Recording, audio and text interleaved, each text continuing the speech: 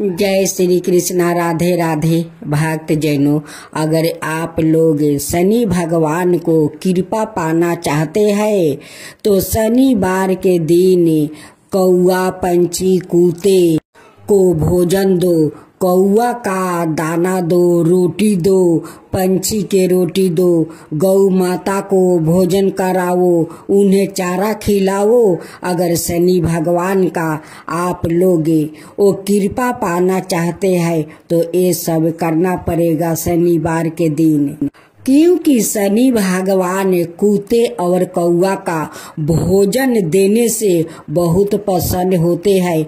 उनके ऊपर उनकी दृष्टि नहीं पड़ता है, वो अपना दृष्टि से वो भक्तों को बचा कर रखते हैं। अगर कौआ आंगन में आकर आपको भोजन कर लेता है, वो पानी पी लेता है, तो जानिए कि उस दिन शुभ ही शुभ होता है।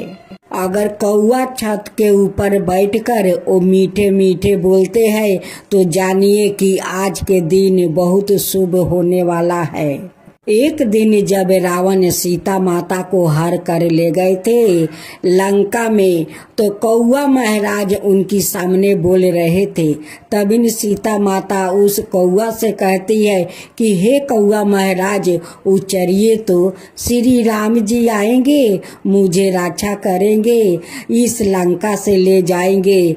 तो कौआ उड़ पड़ा, क्योंकि श्री राम एक दिन लंका में आएंगे और सीता को ले जाएंगे। तब इन सीता माता समझ गई कि कौआ महाराज उड़ गए, जरूर श्री राम जी आएंगे और मुझे ले जाएंगे।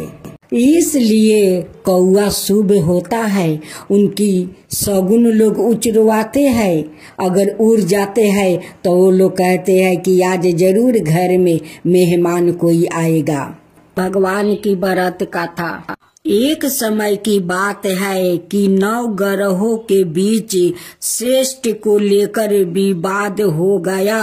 सभी ग्रहों देवराज इंद्र के पास पहुँचे कि यहाँ आप फैसला करके बताइए कि हम 9 ग्रहों में कौन श्रेष्ठ है। देवराज इंद्र ने इस समस्या का समाधान करने के लिए सभी ग्रहों को राजा विक्रमादित्य के पास भेज दिया। यह कहकर कि पृथ्वी पर इस समय बहुत ही अन्याय प्रिय राजा विक्रमादित्य उज्जैन में राज करते हैं। आप उनके पास ही यह प्रश्न लेकर जाइए। सभी ग्रह राजा विक्रमादित्य के पास पहुँचे कि यह बताइए कि हम सभी ग्रहों में कौन श्रेष्ठ है। ग्रहों के इस प्रश्नों को सुनकर राजा विक्रमादित्य सोच में पड़ गया, क्योंकि किसी को भी छोटा बताया तो वह नाराज हो जाएंगे। राजा ने प्रश्न का उत्तर देने के लिए एक युक्ति निकाली। राजा विक्रमादित्य ने 9 धातुओं के 9 अलग अलग सिंहासन बनाए।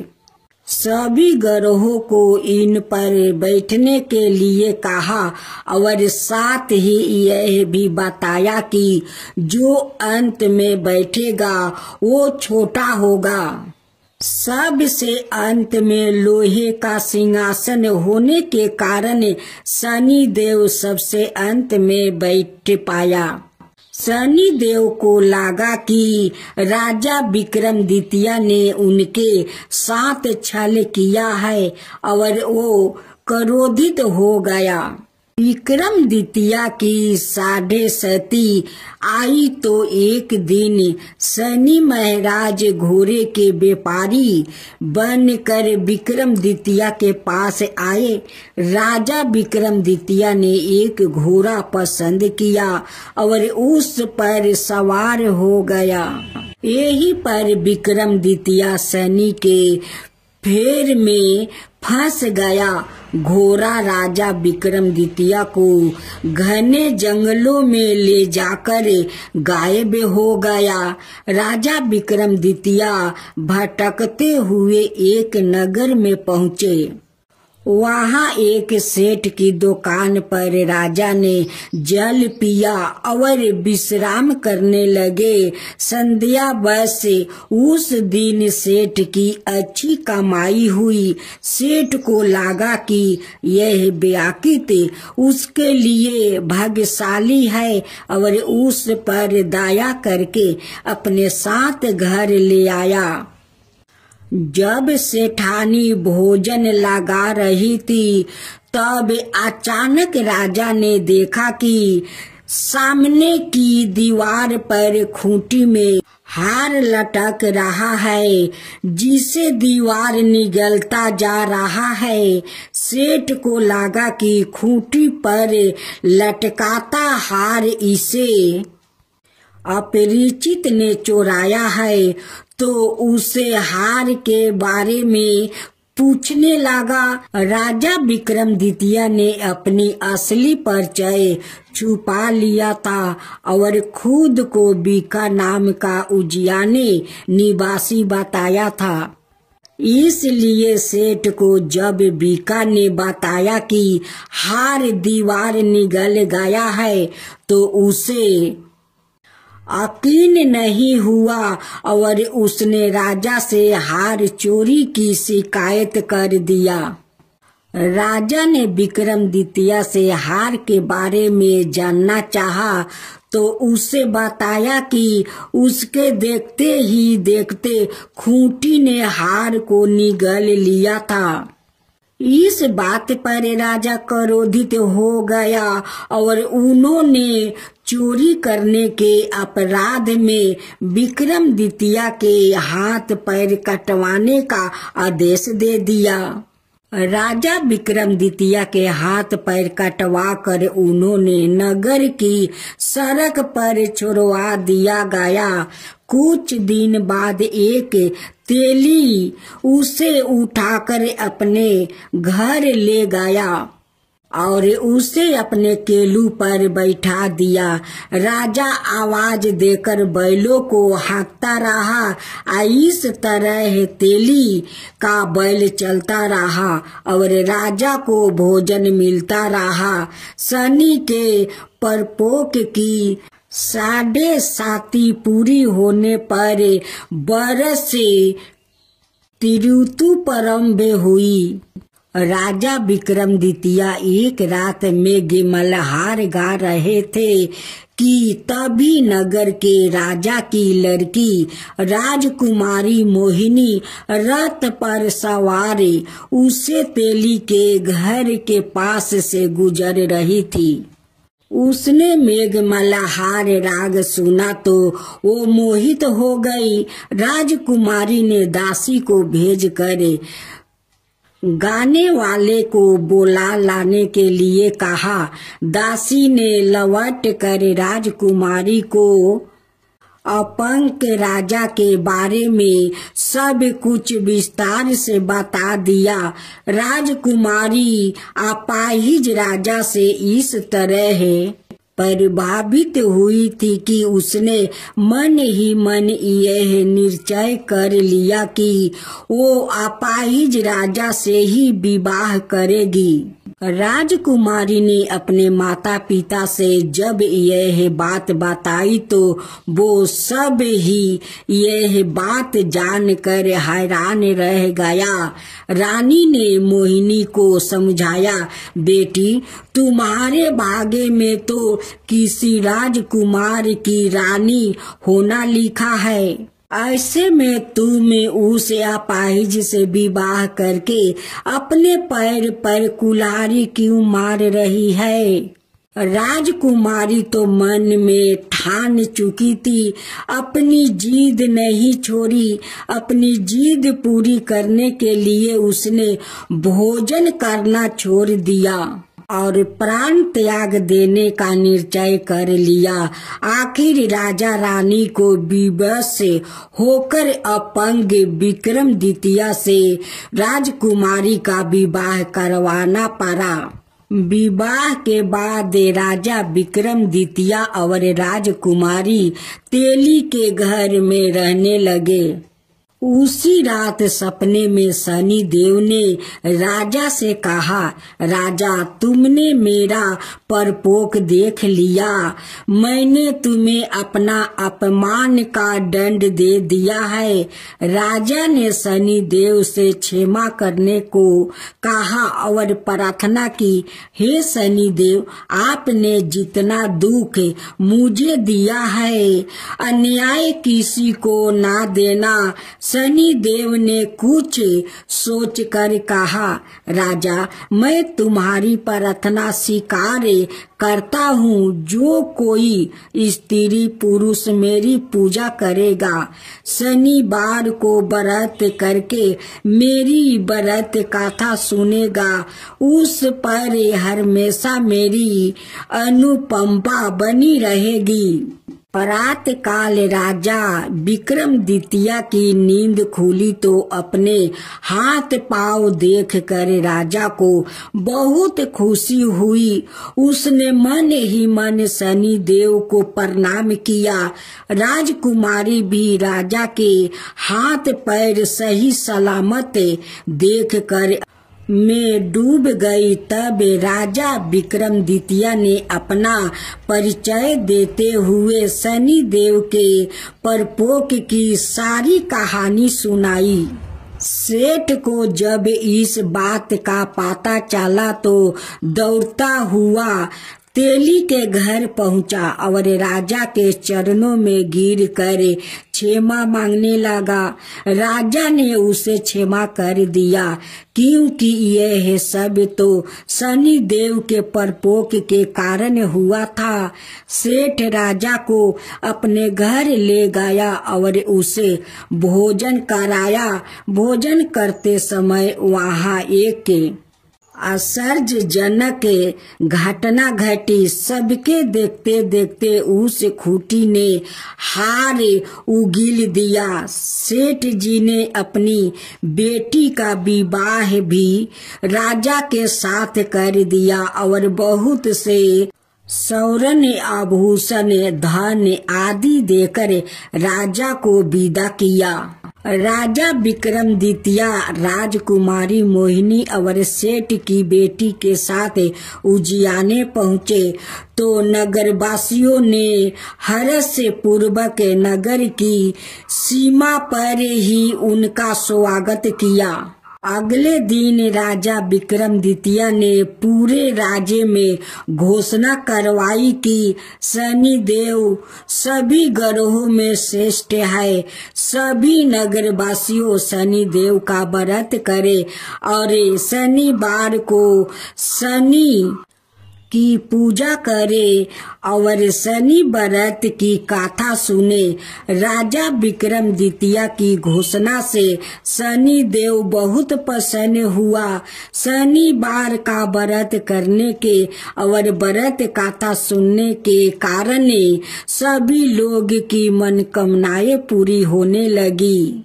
जय शनि देव महाराज की जय। जय शनि देव महाराज की जय। आप श्रवण करेंगे शनि देव की व्रत कथा। एक गांव में एक बूढ़ा ब्राह्मण था जो शनि भगवान का वो परम भक्त था। वो बचपन से वो शनि देव की वो भक्त बन गया। उनकी मंदिर में वो रोज जाकर पूजा करता है और शनिवार के दिन वो ब्राह्मण उपवास करता है। उस दिन प्रसाद शनि भगवान को अर्पित करता है। पूजा समाप्त हो जाता है तो ब्राह्मण जितने भक्त लोग शनि मंदिर में जाते हैं उन्हें प्रसाद बांट देते हैं और जो प्रसाद बच जाता है वो ब्राह्मण वो प्रसाद को भोजन करके और रह जाता है। ब्राह्मण देव इतना शनि देव की भक्ति में लीन हो गया था कि वो कभी अपना शादी नहीं किया, अपना परिवार नहीं बनाया। जैसे जैसे दिन बीत रहा था वैसे वैसे ब्राह्मण देव का वयस हो रहा था। जब ब्राह्मण देव शनि देव का पूजा करते करते 60-70 साल का हो गया, तब शनि देव से वो रोज मंदिर में कहते हैं एक के बात कि हे शनि देव, आपका पूजा में तो मैं लीन हो गया और कभी अपना शादी नहीं किया और नहीं परिवार बनाया। तो हे शनि देव, मेरा अपना कोई नहीं है। हे शनि देव, जो है आप सब कुछ मेरे लिए है। जब मेरा मृत्यु हो तो एकांत में ना हो। जब मेरा मृत्यु को होगा तो आपका मंदिर के सामने होगा। यही मुझे आपसे वरदान चाहिए, क्योंकि आपके मंदिर के सामने बहुत सारा भक्तों रहते हैं।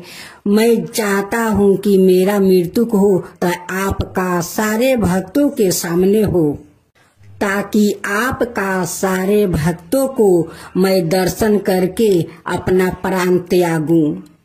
एक दिन शनि देव ब्राह्मण देव के सपने में दर्शन देते हैं और कहते हैं कि हे ब्राह्मण देव, आप जो चाहते हैं वो ही होगा।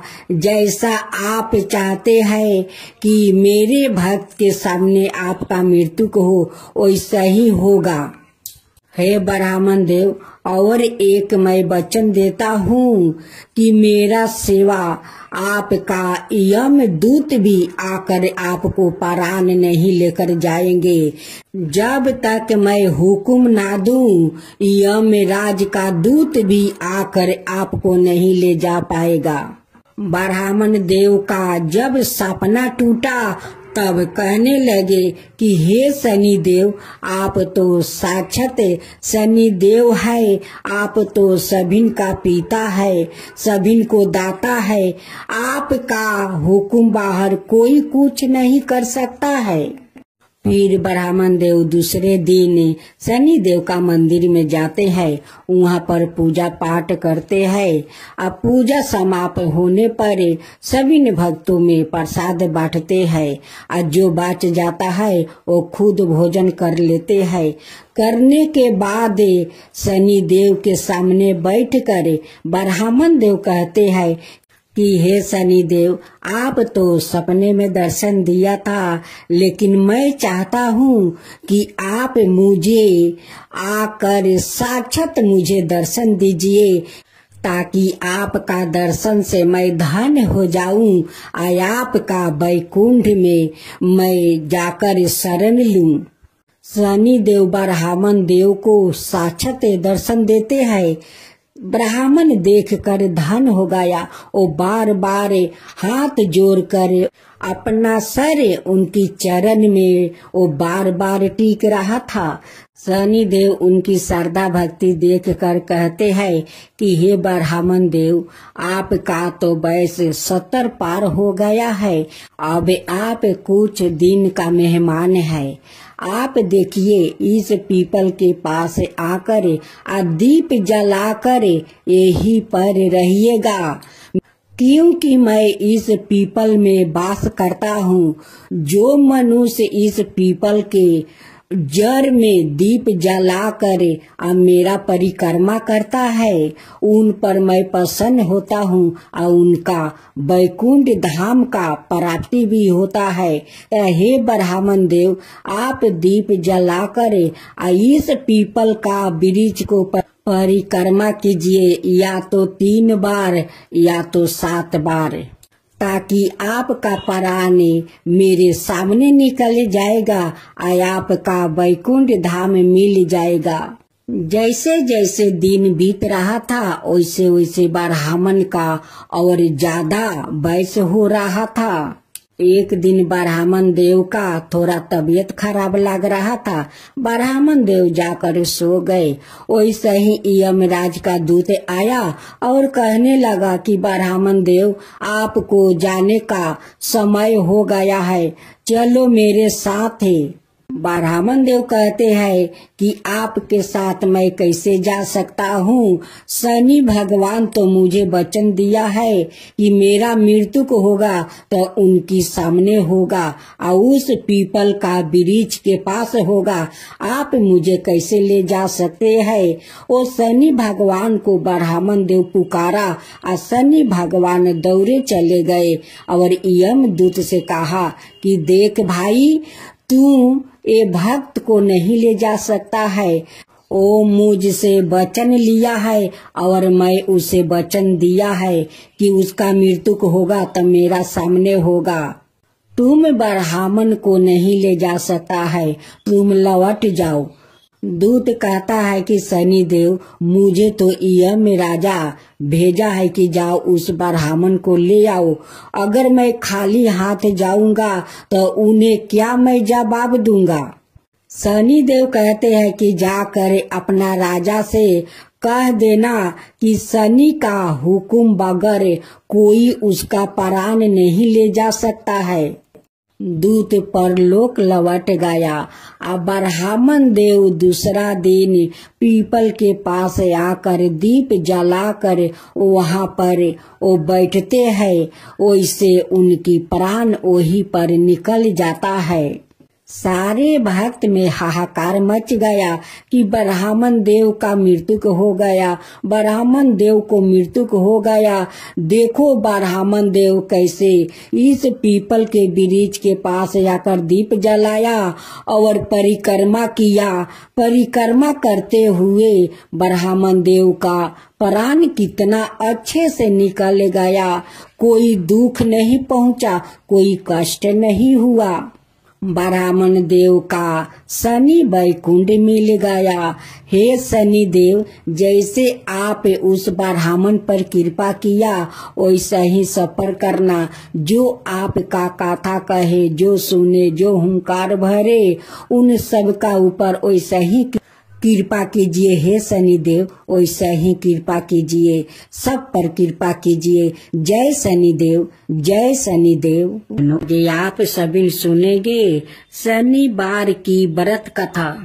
एक बार की बात है, सभी 9 ग्रहों यथा सूर्य, चंद्र, मंगल, बुध, बृहस्पति, शुक्र, शनि, राहु और केतु में विवाद छिड़ गया कि इनमें से सबसे बड़ा कौन है।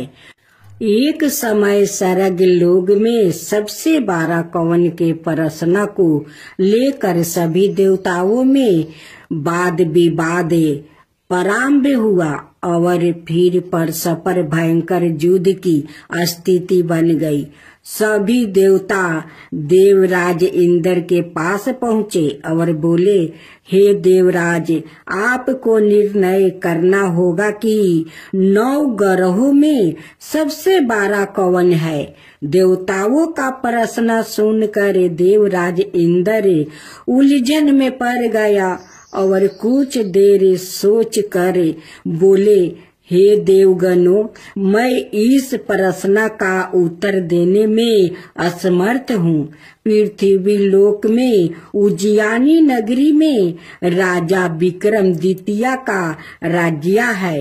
हम राजा विक्रमादित्य के पास चलते हैं क्योंकि वो अन्याय करने में अत्यंत लोकप्रिय है।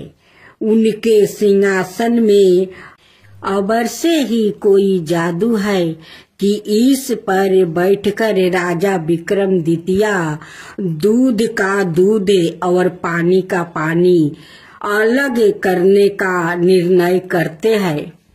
देवराज इंद्र के आदेश पर सभी देवता पृथ्वी लोक में उज्जैनी नगरी में पहुँचे।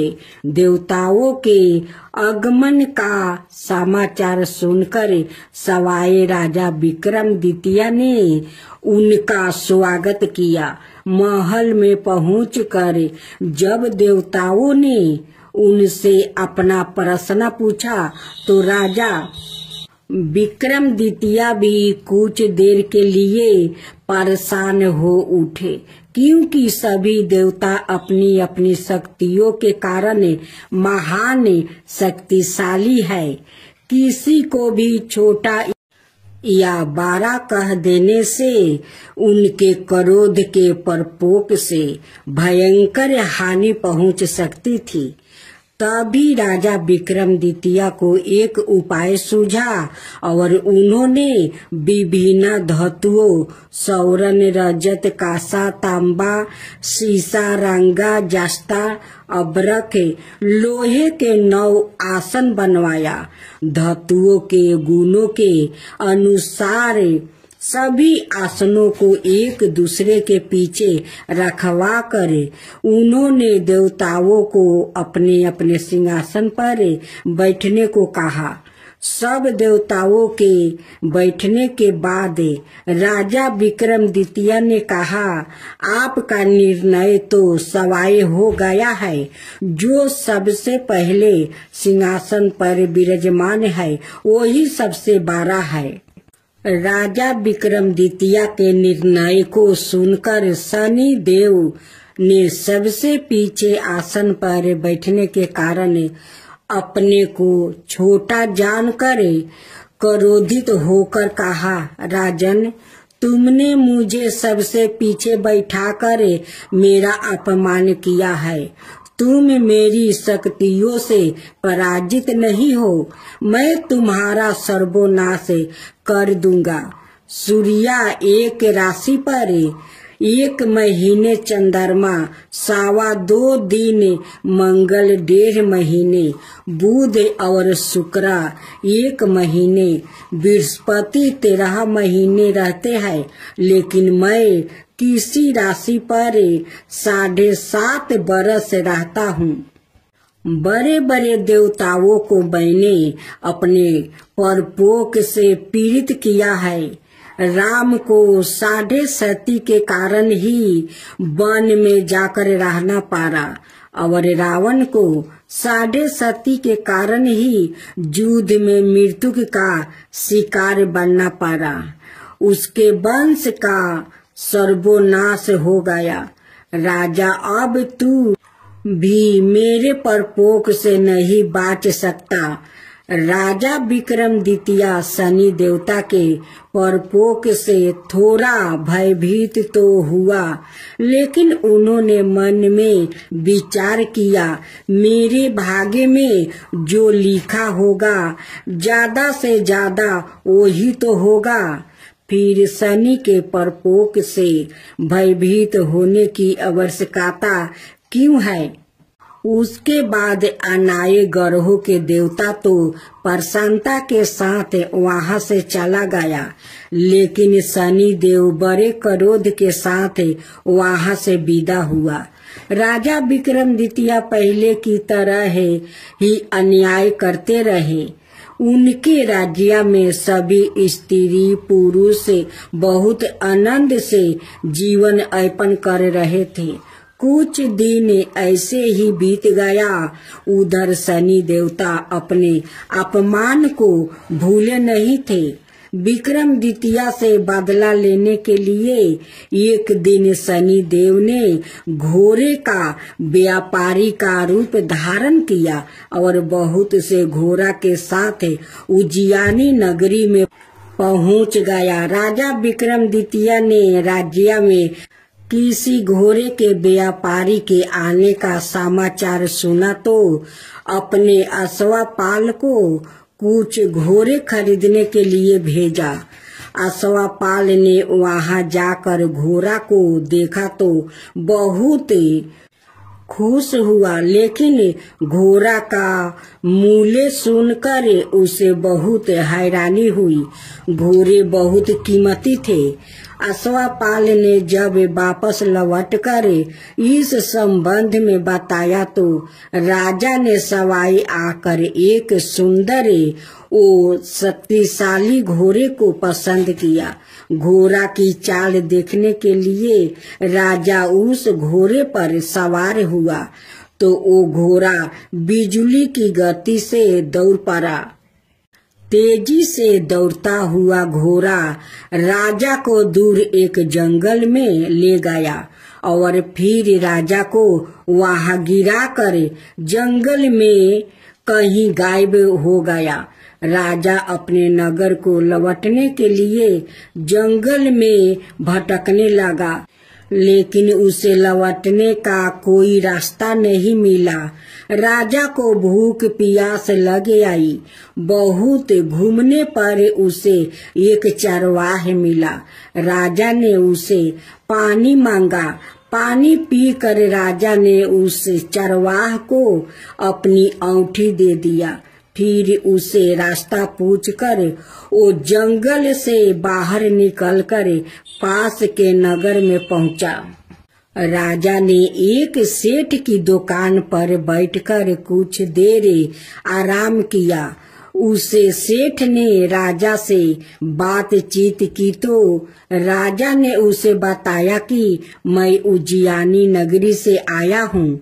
राजा के कुछ देर दुकान पर बैठने से सेठ जी की बहुत बिक्री हुई। सेठ ने राजा को बहुत भगवान समझा और उसे अपने घर भोजन के लिए ले गया। सेठ के घर में सोने का एक हार खूंटी पर लटका हुआ था। राजा को उसे कमरे में अकेले छोड़कर सेठ कुछ देर के लिए वो बाहर गया। तभी एक आश्चर्यजनक घटना घटी। राजा के देखते देखते सोने के उस हार को खूंटी निगल गई। सेठ ने कमरे में लौटकर हार को गायब देखा तो चोरी का संदेह राजा पर ही किया, क्योंकि उस कमरे में राजा ही अकेले बैठा था। सेठ ने अपने नौकरों से कहा कि इस मुसाफिर को रस्सियों से बांधकर नगर के राजा के पास ले चलो। राजा ने विक्रमादित्य से हार के बारे में पूछा तो उसने बताया कि उसके देखते ही देखते खूंटी ने हार को निगल लिया था। इस पर राजा ने क्रोधित होकर चोरी करने के अपराध में विक्रमादित्य का हाथ पांव कटवाने का आदेश दे दिया।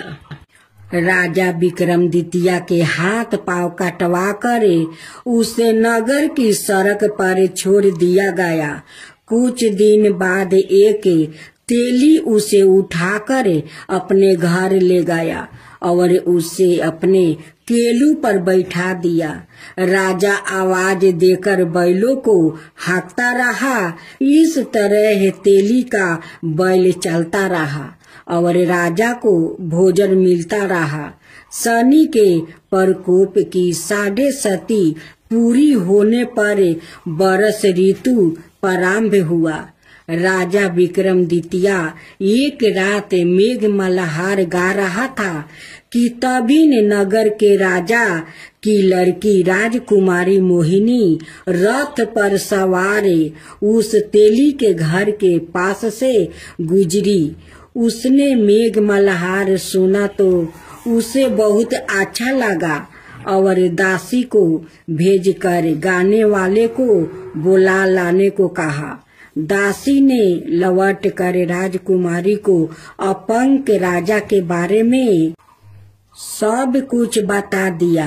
राजकुमारी उसके मेघ मल्हार पर बहुत मोहित हुई थी। अत उसने सब कुछ जानकर भी अपंग राजा से विवाह करने का निश्चय कर लिया। राजकुमारी ने अपने माता पिता से जब यह बात कही तो वो हैरान रह गई। राजा को लगा कि उसकी बेटी पागल हो गई है। रानी ने मोहिनी को समझाया कि बेटी, तेरे भाग्य में तो किसी राजा की रानी होना लिखा है, फिर तू उस अपंक से ब्याह करके अपने पाँव पर कुल्हाड़ी क्यों मार रही है। राजा ने किसी सुंदर राजकुमार से उसका विवाह करने की बात कही, लेकिन राजकुमारी ने अपनी जिद नहीं छोड़ी। अपनी जिद पूरी करने के लिए उसने भोजन करना छोड़ दिया और प्राण त्याग देने का निश्चय कर लिया। आखिर राजा रानी को बेबस होकर अपंक राजा विक्रमादित्य से राजकुमारी का विवाह करना पड़ा। विवाह के बाद राजा विक्रमादित्य और राजकुमारी तेली के घर में रहने लगे। उसी रात सपने में शनि देव ने राजा से कहा, राजा, तुमने मेरा परपोक देख लिया। मैंने तुम्हें अपने अपमान का दंड दे दिया है।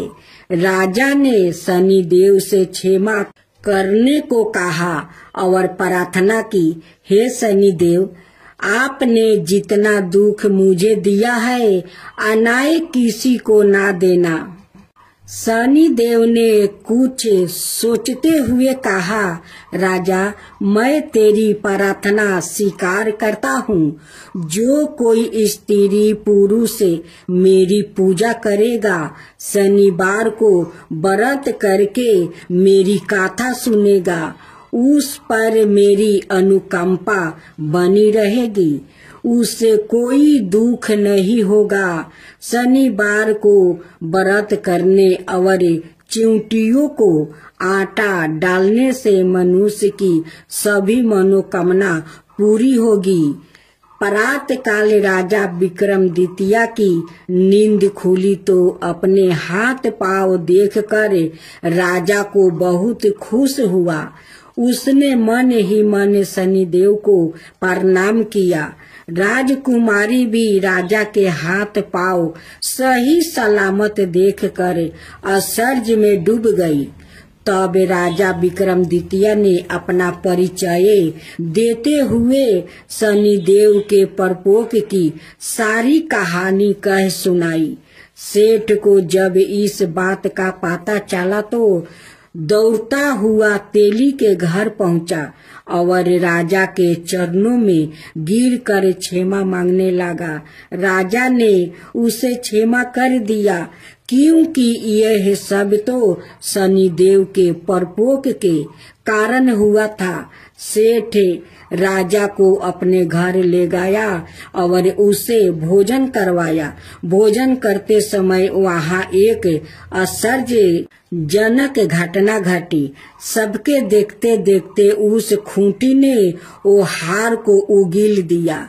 सेठ जी ने अपनी बेटी का विवाह भी राजा के साथ कर दिया और बहुत से स्वर्ण आभूषण धन आदि देकर राजा को विदा किया। राजा विक्रमादित्य राजकुमारी मोहिनी और सेठ की बेटी के साथ उज्जैनी पहुंच गई तो नगर वासियों ने हर्ष से उसका स्वागत किया। उस रात उज्जैनी नगरी में दीप जलाकर लोगों ने दीपावली मनाई। अगले दिन राजा विक्रमादित्य ने पूरे राज्य में घोषणा करवाई, शनि देव सब देवों में सर्वश्रेष्ठ है। प्रत्येक स्त्री पुरुष शनिवार को उनका व्रत करे और व्रत कथा अवश्य सुने। राजा विक्रमादित्य की घोषणा से शनि देव बहुत प्रसन्न हुआ। शनिवार का व्रत करने और कथा सुनने के कारण सभी लोगों की मनोकामना शनि देव की अनुकंपा से पूरी होने लगी। सभी लोग आनंद पूर्वक रहने लगा। जनों, अब आप सुनेंगे देवी काली की कथा। देवी काली को शक्ति का साक्षात स्वरूप माना जाता है। माता रानी अपने भक्तों पर दया दृष्टि रखती है, लेकिन दुष्ट और दुराचारियों पर विध्वंस भी करती है। महिषासुर अति बलशाली दैत्य था, जिसका संहार देवता भी नहीं कर सके। इसलिए देवी काली का जन्म हुआ। धार्मिक ग्रंथों में माँ काली के जन्म यह अवतार को लेकर कई मत है, लेकिन सबर मनाए मत यही है कि माँ काली का अवतार दैत्यों के संहार के लिए हुआ था। नवरात्रि में हम नव दुर्गा यानी माँ दुर्गा के 9 अवतारों की पूजा करते हैं, लेकिन जब दैत्यों के संहार के लिए माँ काली का जन्म हो चुका था, तो फिर क्यों माँ दुर्गा को कई अवतार लेने पड़े? आइए जानते हैं इसके बारे में। काली माँ की कहानी छठी सातवीं के देवी महात्म्य के प्रथम अध्याय में काली को महाकाली के रूप में दर्शाया गया है। वो भगवान विष्णु के सोते हुए शरीर से देवी योग निद्रा के रूप में पैदा हुई, ताकि ब्रह्मा और दुनिया को 2 राक्षसों मुद और कदब से बचने के लिए उन्हें जगाया जा सके। एक बार जब विष्णु जागे तो उन्होंने उन राक्षसों के खिलाफ एक लंबा युद्ध शुरू किया, लेकिन वो अभी भी पराजित थे और अपनी सफलता पर गर्व कर रहे थे। यह देखकर महाकाली ने महामाया का रूप धारण किया और दोनों राक्षसों को मंत्रमुग्ध करने के लिए चली गई। जब वो महामाया से विचलित हुए तो विष्णु ने उन्हें तुरंत मार डाला। बाद के अध्यायों में चंड और मुंड 2 राक्षस थे जो देवी दुर्गा पर हमला करते थे। दुर्गा इतनी उग्रता से जवाब देती है कि काली उसके माथे से निकलती है और उन दोनों को मार देती है। यहाँ काली को गहरे नीले रंग की त्वचा संधि हुई, आंखों वाला एक पातला चेहरा और खोपड़ियों की माला के साथ बाघ की खाल का कपड़ा पहने हुए बताया गया है। बाद में उसी युद्ध में राक्षस से रक्त बीज, जिसके सेनापति चंड और मुंड थे, युद्ध में काली का सामना करते हैं। रक्त बीज को वरदान है कि उसके खून की हर बूंद जो जमीन को छूती है, उससे उसका एक और कैलोन पैदा हो जाएगा। चौकी दुर्गा रक्त बीज को उसके अनगिनत कैलोनों के साथ हारने में असमर्थ है। काली उसके शरीर से उसका खून चूस लेती है और उसे हराने के लिए उसके कैलोनों को खा जाती है। रक्त बीज और दारुका दोनों मामलों में काली को दुश्मनों को हराने के बाद रक्त पिपासु के नसों में चूर बताया गया है और रक्त पिपासु की उसकी लालसा नियंत्रण से बाहर हो जाती है। शिव को फर्श पर शांत होकर हस्तक्षेप करना पड़ता है। जब काली क्रोध में आगे बढ़ रही होती है तो वो गलती से शिव पर पैर रख देती है और उसकी जीभ बाहर निकल जाती है। वो तुरंत शांत हो जाती है और फिर से दुर्गा पार्वती में विलीन हो जाती है। युद्ध में भाग लेने के बाद शिव ने पार्वती को काली काली तवाचा वाली कहकर चिढ़ाए। पार्वती बहुत आहत हुई और योग योग तक तपस्या करना शुरू कर दिया, जब तक कि उन्होंने अपना काला रंग नहीं खो देती है, इसे त्याग नहीं दिया और गौरी सुनहरी तवाचा वाली देवी नहीं बन गई। उसका छिपा हुआ अंधकारमय अवतारण कोशिकी बन जाता है, जो क्रोधित होने पर काली बन जाता है। काली पूजा उत्सव देवी काली को समर्पित है और विशेष रूप से पश्चिम बंगाल, ओडिया और असम के भारतीयों क्षेत्र में मनाया जाता है। यह हिंदू कैलेंडर के हर महीने में अमावस्या के दिन मनाया जाता है। यह दीपावली के बाद शुरुआत होता है और दिनों तक चलता है। चौकी देवी काली महाविद्याओं में प्रमुख है। उनमें से प्रत्येक का काली पूजा से पहले अवतार का एक दिन होता है।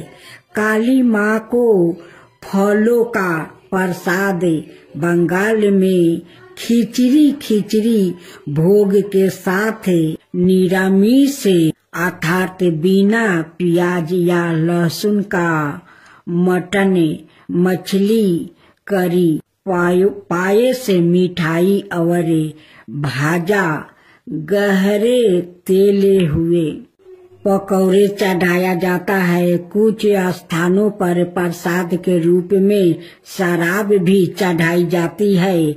अनुभवी पंडितों का कहना है कि लोग रात भर पंडालों में आते हैं और दिन की तुलना में रात में भीड़ बढ़ जाती है। पूजा आश्चर्यजनक रोशनी, प्रकाश और धावनी सो काली पूजा से पहले प्रत्येक दिन मनाए जाने वाले महाविद्याओं के अवतार और अंतिम महाविद्या कमलात्मिका के अवतार, जिसे कमलात्मिका जयंती के रूप में मनाया जाता है, दिवाली के दिन पड़ने के कारण उन्हें अक्सर तांत्रिक लक्ष्मी के रूप में माना जाता है। इसके कारण और इस के कारण कि लक्ष्मी को विष्णु की पत्नी के रूप में माना जाता है। उसके बाद इसे लाल गुलहल के फूलों और गुलहल की माला से सजाया जाता है, जो उनका पसंदीदा फूल माना जाता है। फिर काली पूजा पंडालों में काली मंत्रों और भजनों की मदद से की जाती है। उनकी प्रार्थना की जाती है और उनकी दिव्यता का आहन किया जाता है। यदि पूजा घर पर आयोजित की जा रही है तो मंदिर काली पूजा की पूजा सेवा प्रदान करता है, जहां भक्त की ओर से पूजा आयोजित की जाती है। मंदिर के पंडितों के पास पूजा के लिए सारी सामग्री तैयार है और भक्तों को बस कुछ निर्देशों का पालन करना है, जो मंदिर द्वारे इसमें। अब आप सुनेंगे हनुमान और ब्राह्मण की अद्भुत कथा। बहुत पुरानी कहानी है। एक छोटे से गांव में देवचत नाम के एक ब्राह्मण रहता है। वो अत्यंत विद्वान है, वेदों और शास्त्रों में निपुण है, लेकिन अत्यंत निर्धन है। जीवन यापन के लिए वो गांव के मंदिर में पूजा पाठ और यज्ञ आदि करते हैं। उनके पास धन नहीं है, किंतु भक्ति का अपार खजाना है। वो भगवान हनुमान के अनाय भक्त है और नित्य उनकी आराधना किया करता है। ब्राह्मण की निर्धनता इतनी अधिक थी कि कभी कभी उसके परिवार को भूखे ही सोना पड़ता है। उनकी पत्नी और बच्चे इस स्थिति से बहुत दुखी है। एक दिन उनकी पत्नी ने कहा, हे स्वामी, आप प्रतिदिन हनुमान जी की भक्ति तो करते हैं, लेकिन फिर भी हमारी दशा दयनीय है। यदि आपकी भक्ति इतनी सच्ची है तो हनुमान जी क्यों नहीं हमारी सहायता करते हैं। ब्राह्मण को यह सुनकर दुख हुआ। उन्होंने सोचा, क्या सच में मेरी भक्ति में कोई कमी है? क्यों हनुमान जी मेरी प्रार्थना नहीं सुनते हैं? परंतु अगले ही क्षण उन्होंने सोचा कि भगवान अपने भक्तों की परीक्षा लेते हैं और उन्होंने अभी भक्ति में और अधिक दृढ़ता ले आई है। हनुमान जी की परीक्षा। एक दिन ब्राह्मण गहरे ध्यान में थे, तभी उन्हें ध्यान अवस्था में एक दिव्या वाणी सुनाई दी। हे प्रभु, कल प्रातः काल एक साधु तुमने मिलने आएंगे, उनकी बात ध्यान पूर्वक सुनना। ब्राह्मण इस सपने को देखकर अचंभित हो गए। अगली सुबह से मंदिर के बाहर बैठे थे, तभी एक वृद्धा सन्यासी वहां आया। उनके बाल और दाढ़ी सफेद थी और उनकी आंखें में अब्रू तेज था। साधु ने ब्राह्मण से कहा, बस्त, मैं जानता हूँ कि तुम हनुमान जी की परम भक्त हो। क्या तुम सच में उनकी कृपा प्राप्ति करना चाहते हो? ब्राह्मण श्रद्धा से झुक गया और बोला, महात्मने, मेरे लिए हनुमान जी की भक्ति ही सबसे बड़ा आशीर्वाद है, परंतु मैं जानना चाहता हूँ कि क्या वो मेरी प्रार्थना सुनते हैं? साधु मुस्कुराए और बोले, काल प्रात सूर्योदय से पहले नदी के किनारे जाओ और वहाँ प्रतीक्षा करो। दूसरे दिन ब्राह्मण सूर्योदय से पहले नदी के किनारे पहुँचे और ध्यान मगन हो गया। धीरे धीरे सूर्य की किरणों जल में चमकने लगी। ब्राह्मण कई घंटे ध्यान आस्था बैठे रहे, किंतु कुछ भी नहीं हुआ। वो हताश नहीं हुआ और अधिक श्रद्धा से हनुमान चालीसा का पाठ करने लगा। तभी अचानक बाहुमंडल में एक अद्भुत परिवर्तन हुआ। आसमान में घने बादल छा गई। एक दिव्य प्रकाश प्रकट हुआ और वहाँ एक विशाल बानर प्रकट हुआ। उनकी देह चमकीली हुई थी। उनकी आंखों में अपार करुणा और शक्ति थी। ब्राह्मण समझ गया कि यह सवाई हनुमान जी है। वो श्रद्धा से गिर पड़े और बोले, प्रभु आपने दर्शन देकर मेरी भक्ति को सफल कर दिया है। हनुमान जी ने स्नेह पूर्वक कहा, बस मैं जानता हूँ कि तुम निर्धनता से परेशान हो, परंतु तुमने कभी मुझसे धन की याचना नहीं किया। तुम्हारी प्रतीक्षा पूरी हो चुकी है। ब्राह्मण ने सिर झुकाया और कहा, प्रभु मैं केवल आपकी भक्ति चाहता हूँ, ना कि कोई वैदिक वस्तु।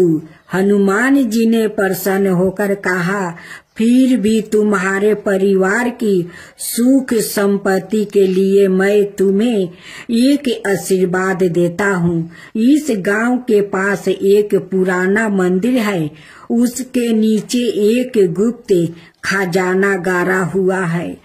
वो खजाना तुम्हारा है, किंतु याद रखना उसका उपयोग केवल धर्म और भलाई के लिए करना। ब्राह्मण ने हनुमान जी के आशीर्वाद अनुसार उस स्थान की खोदाई की। वहां सच में एक विशाल खजाना निकला, जिसमें सोने चांदी के सिक्के और बहुमूल्य रत्न थे। ब्राह्मण ने उस धन का उपयोग अपने व्यक्तिगत सुख के लिए नहीं किया। उन्होंने गांव में एक बड़ा मंदिर बनवाया, जहां नृत्य रामचरित मानस का पाठ होता। उन्होंने धर्मशाला बनवाया, जहां साधु संतों और यात्रियों के ठहरने की व्यवस्था की गई। गरीबों के लिए भोजनशालाएं की स्थापना की, जिससे कोई भी भूखा ना सोए। उनकी उदारता और भक्ति देखकर पूरा गांव उनकी प्रशंसा करने लगा। कुछ लोगों ने उनसे पूछा, आपके पास इतना धन आया, लेकिन आपने उसे अपने लिए नहीं रखा। ब्राह्मण ने उत्तर दिया, यह धन मेरा नहीं है, यह प्रभु हनुमान जी की कृपा से मैं केवल उसका संरक्षक हूँ। इसे लोक के कल्याण में लगाना ही मेरा धर्म था। हनुमान जी का अंतिम वरदान था। हनुमान जी यह सब देकर अत्यंत प्रसन्न हुआ। एक रात ब्राह्मण के सपने में आए और बोले, बस तुमने धन को लोभ से नहीं बल्कि धर्म के लिए उपयोग किया है, इसलिए मैं तुम्हें एक और वरदान देता हूँ।